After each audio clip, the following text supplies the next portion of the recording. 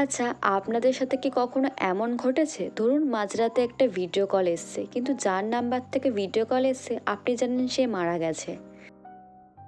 আপনারা শুনছেন FM horror story, যেখানে প্রতিটি গল্প আপনাকে নিয়ে যাবে রহস্য, ভয় আর অজানা অন্ধকারের এক নতুন জগতে।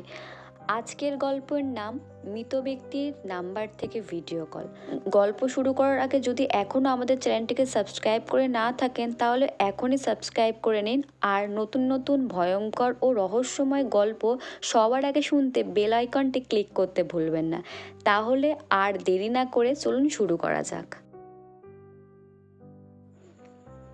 আমার নাম ঋত্বিক। আমি কলকাতার একটি আইটি কোম্পানিতে কাজ করি। অফিসের চাপ, ডেডলাইন সব মিলিয়ে প্রায় রাত 2-3টের আগে ঘুম হতো না। সেদিনও রাত 2টো বেজে গিয়েছিল। হঠাৎ ফোনটা কাঁপতে শুরু করলো। WhatsApp video call. নাম দেখে অবাক হয়ে গেলাম। অর্ণব কলিং।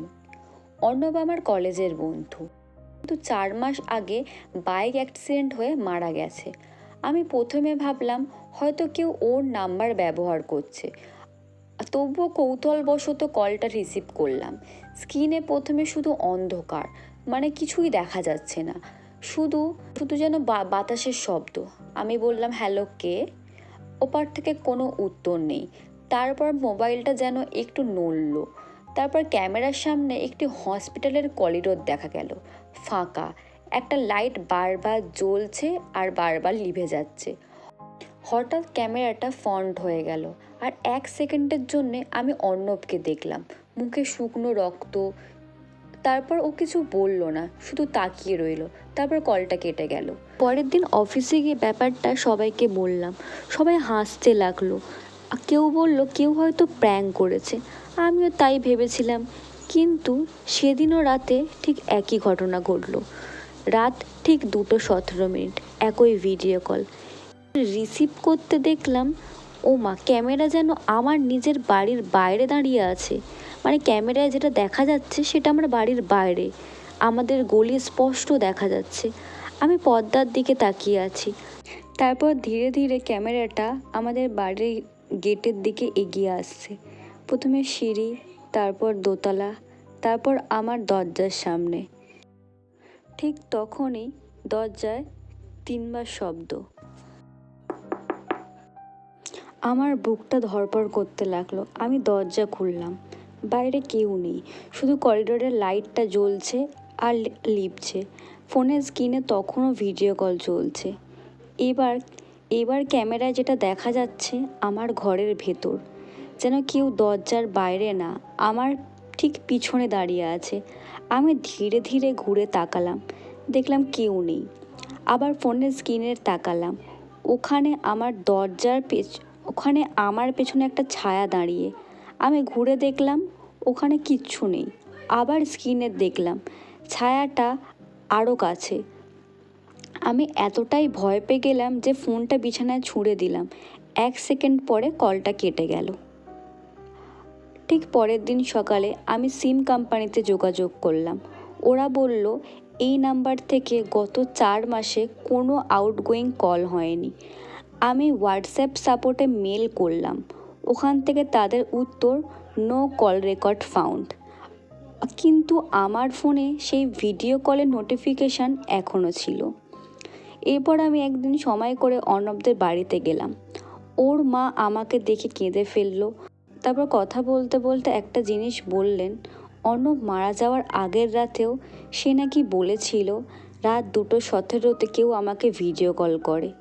আমি রিসিভ করলেই আমার নিজের মৃত্যুর আগে আমি কয়েক মিনিট যেন ওখানে দেখতে পাই।